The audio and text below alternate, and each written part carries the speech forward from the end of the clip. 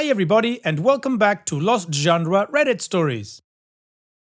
This post is from the subreddit Relationships and it's by user Deleted. 6 months away from my wedding and having a serious case of cold feet. Please help. My fiance and I have been together on and off for 6 years. We met in law school and were together for 2 years. I'm from New York, he's from the West Coast. When we first met, he was married. He told me they were separated. I thought it was a fling at first and I continued dating other people for the first 4 months. We never had the exclusive conversation, but he assumed I was. I lied about seeing other people when he asked me because I didn't think it was any of his business. Once it came out that I wasn't being exclusive in the beginning, he labeled me a cheater for most of the first year we were together. He didn't trust me. We tried to move past it all, but I knew he never would. We fought all the time and it was super toxic. I moved across the country for him in a last-ditch effort to make things work. It didn't work. I eventually left and moved home with my parents. We didn't speak for almost 2 years. He called me and told me that he missed me, that he had missed me every single day since I left and wanted to see me. He came to see me a few times and we decided to give it another try. He went to therapy while we were apart and it seemed like he was willing to try to make it work. He moved in with me and we started moving forward. He still hadn't filed for divorce, but promised me he would. He promised me things would be different this time around. He promised me he would marry me and have kids within 2 years. He promised that we'd save and buy a house. He promised that he'd give me everything I wanted. At first, it took a few months to adjust to being back together. We didn't fight, but it took some time to adjust. It took him about 2 months to find a job, and during that time, I was supporting him. We talked about finances, and I told him I would support him until we got on track. Very shortly, it was a year later, and he still wasn't contributing financially. I sat him down and tried to talk about money. He promised me that he was finishing paying off some debts, finalizing the divorce, and he'd start contributing soon. We continued to work through our issues. We were getting better. We moved into a more expensive apartment a few months later. I told him that I really needed him to help out. That was a year ago. To date, he hasn't consistently given money. He'll give me $500 here, $200 there, but nothing consistently. I should mention at this point that he makes $95,000 per year. We've had about 5 or more serious conversations about money. He promises me he'll start helping out more, but he still hasn't consistently.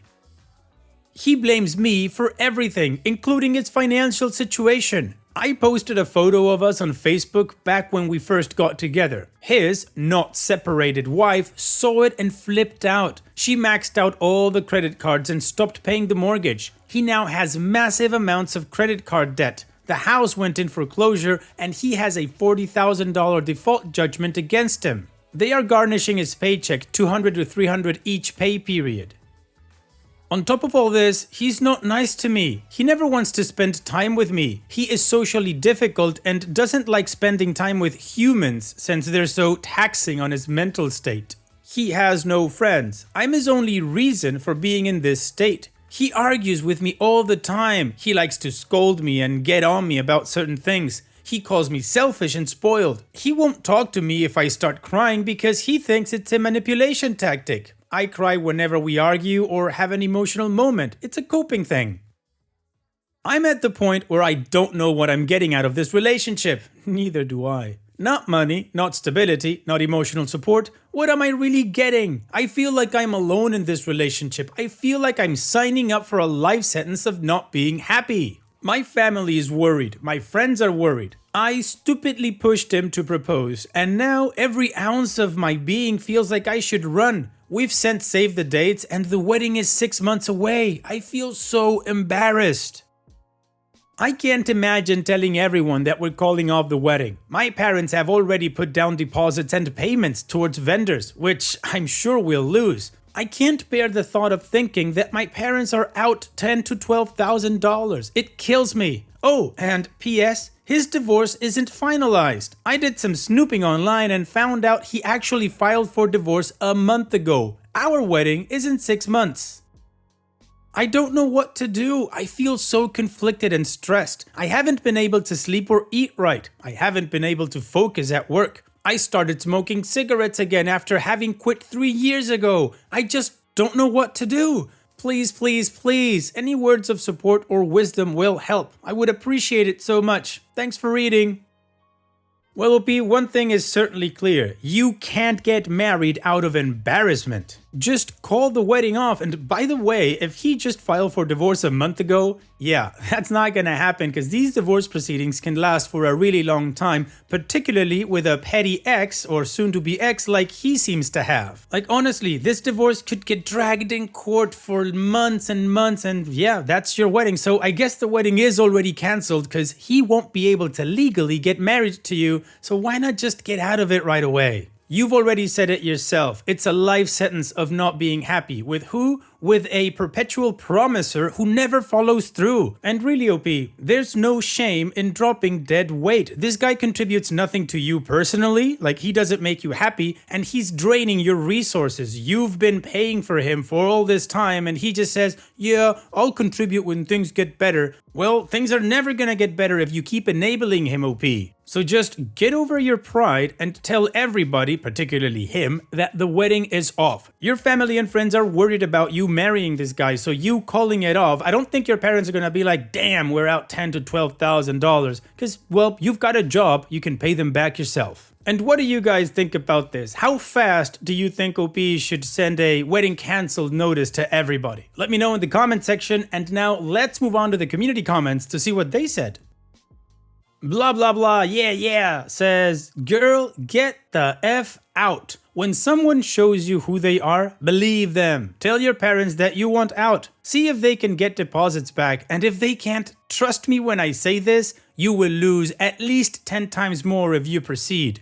Do not let fear of embarrassment cost you your till death do us part.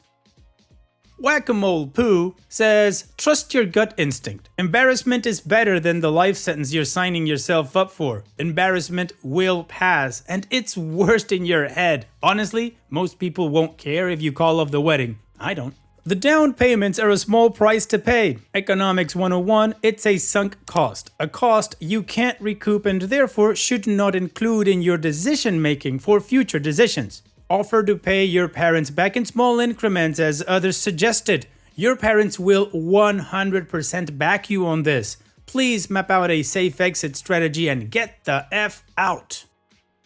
Blah blah blog says, you know what's worse than losing $10,000 on vendors? Losing $100,000 on years of an unsupportive relationship with cash infusions from your parents, probably more than $10,000. And then having to pay alimony when you finally call it quits because you've always made more and have to support him in the manner to which he has been accustomed. If you feel super bad about it, you can pay your parents back slowly over time with the cash you save from getting a cheap apartment.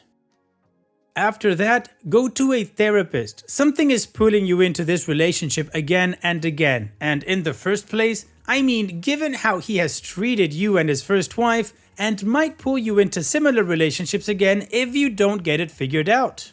You seem like you deserve better than what she got. You were probably just fine before him and you'll be fine after him. Happens to the best of us. Good luck.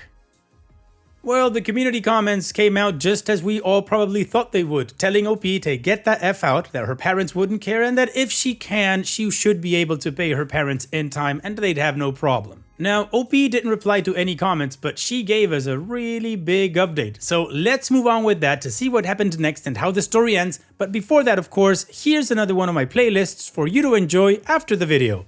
Now let's move on with the update. After much soul-searching and strategic planning, I decided to leave my fiancé. I knew that I wasn't happy and every bone in my body was screaming at me to leave. I vented to Reddit in the previous post. Thank you to everyone for listening and leaving comments. I really appreciate it. I sat my ex down about 2 weeks ago to let him know that I was no longer interested in getting married and that I wanted to end the relationship. At first, he was shocked. He didn't say much. We had been fighting a lot and we had not talked in a few days.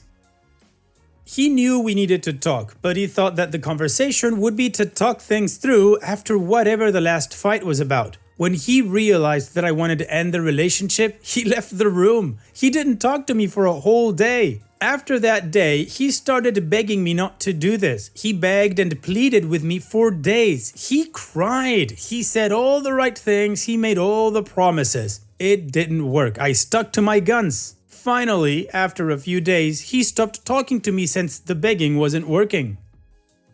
It was awkward for a few days because we were still living in the same one-bedroom apartment. I tried to work late or make plans after work to avoid being home. I also spent a few nights at my parents' and at my best friend's place, just to be away from it all. It was miserable, but I knew it had to be done. Luckily, our lease was almost up when this whole saga started. I was already having major doubts, so I was already looking at apartments. Initially, I was looking at places for both of us. We had a huge fight one day before I went out to look for apartments. I think that was the day that I decided I was going to do this on my own, but I hadn't voiced it out loud quite yet. I found a small 2-bedroom home for rent that I absolutely loved and put in an application for it. It was well under my budget. I knew that I loved the place, so I went ahead with the application solo. I'm glad I did because I got the place. During all of this, I talked to my ex about disentangling ourselves financially. We'd spent several years together and I was handling most of the finances. I told him that he had until the end of next month to take his cell phone and get his own plan, refinance and retitle his car, which was in my name, and take care of whatever else I was currently paying for. I asked if he would pay next month's rent at our current place as well, and he agreed. He told me that he wanted to take the engagement ring he gave me. He actually came up behind me, grabbed my hand, pulled it behind my back, and took the ring from my finger. This should have been enough to push me to leave. I didn't want the ring. I didn't want to keep it. But I stupidly put $3,800 into that ring of my own money. I told him he was free to take it if he bought me out. He said he was getting a loan from his father to pay for my portion of the ring and next month's rent. He also moved his cell phone right away. He started the process, allegedly, of having his mom refinance the car so he could keep it. His credit is garbage, so it had to be his mom. I thought he was taking care of the financial things we needed to take care of so we could move forward separately.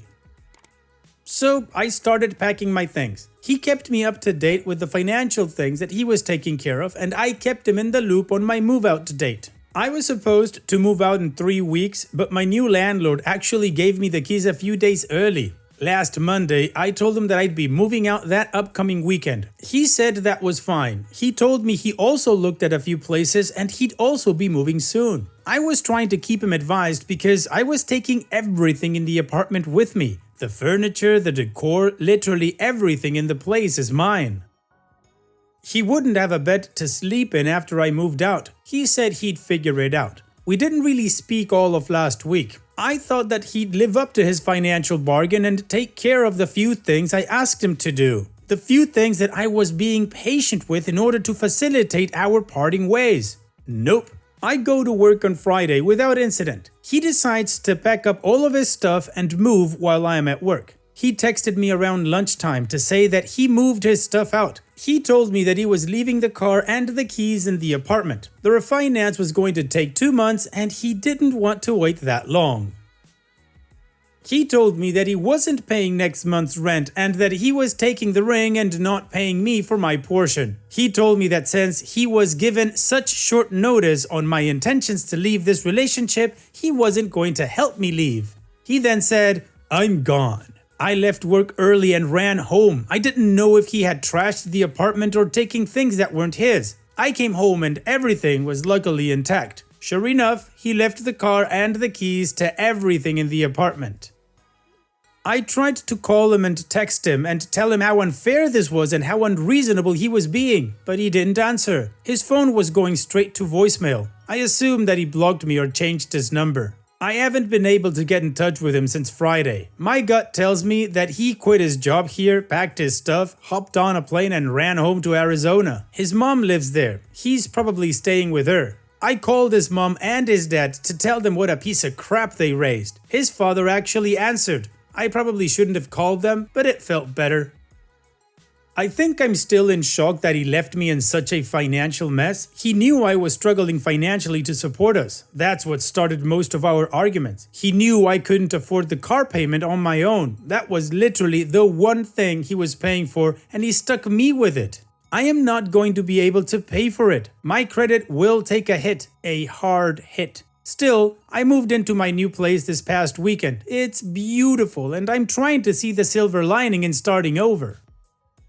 I'm happy that I'm moving forward, but upset about the way he left. He really effed me up financially. His last actions also made me realize the hard truth, that he never really loved me. Someone who loved me wouldn't have used his very last bit of power to F me up and hurt me. I'm a lawyer, and the most I would be able to sue for is the ring. The problem is he left, and I'm not sure if he's still in my state or if he went back to Arizona. I don't know how I'd find him to serve him with a small claims lawsuit. I just need to believe that things will get better. Wow, OP, your ex really proved to be a huge scumbag. Now, I know that everybody's a general after the war, but the learning here is, if there's a serial promiser that never follows through, you stop believing them. You already knew that he was a liar. He lied to you about being separated or the divorce in the beginning. He lied about all of his commitments to pay you anything, yet you still trusted him to sort his financials so that it wouldn't hit you. Of course, he just placated you and then just left you high and dry. That absolutely sucks and you don't deserve it. So at this point, you've got two options. You can chase him down and see where he is to try to sue him for the ring amount, which if I'm very honest is probably what I think I would do in the beginning, but in the bigger scheme of things, I'd like to move on with my life and just forget about this effort. So after some time, I'd move to option number 2, which is work on me and move on. So on that note, OP, I'm gonna wish you the best in the future and hopefully things do get better for you. Take care, OP, and thank you for sharing. Now, after that story, I definitely need a mood booster post, so if you also need one, stick with me and let's move on with that. This post is from the subreddit Malicious Compliance and it's by user TamaBest. Boss firing me without a warning and effing up the termination.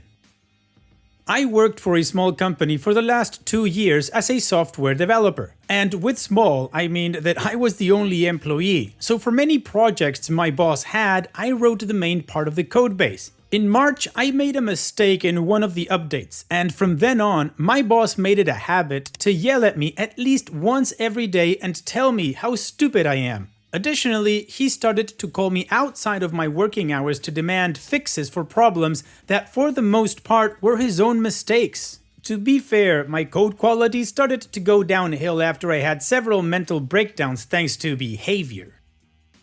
At the start of May, he said to me he didn't want to fire me but would recommend that I find another job in the next month. So I applied to several companies and was waiting for the responses, when he decided to terminate me nonetheless 2 weeks later. He wrote a termination letter and sent it to my home address, but didn't say a word to me, so I was quite shocked when I received the letter, which stated that I was fired starting July the 1st, and that I should take my remaining 20 vacation days, which is the rest of my annual leave, in June. But in Germany, where I work, the employer is only obliged to give you the rest of your annual leave if you worked more than 6 months for the company for this year. Additionally, an important project, which I had been working on since February, was due mid-June and not even close to finished because my boss had prioritized tickets from other projects. So I wrote my boss that I would like to take the vacation days immediately as written in the termination, but if he needed help finishing the current project, I would be willing to have the remaining vacation days paid out to me. As soon as I sent the message, I saw in the chat program that he was typing. He answered that the number of vacation days in the letter of termination was a minor spelling mistake and that I only had 6 days left. After a quick chat with an attorney, a friend of my parents, who started laughing when I told him of my boss's reaction, I wrote my boss a formal mail in which I informed him that I would definitely take the vacation days as stated in the letter, and because the termination also stated that the remaining vacation days will not be paid out, I will withdraw the regarding offer. The next week, he grudgingly accepted the 20 vacation days, and I will never forget the expression of defeat on his face on the last day when he realized that the project he had taken a loan for was about to fail phenomenally because I was the only one working on it and he didn't even try to understand how it works. His slogan always was, "As long as it works, I don't care." Well, OP, I bet he really cares about it now. Good job, OP, and thank you for sharing. And that's it for today's video. Thank you so much for taking the time to watch it. Now, if you've gotten to this point in the video, I assume that you like these stories that I'm reading out, so here are a couple more that you might enjoy. And if you don't have any time to watch another story right now, save it for later, and also, don't forget to hit that subscribe button.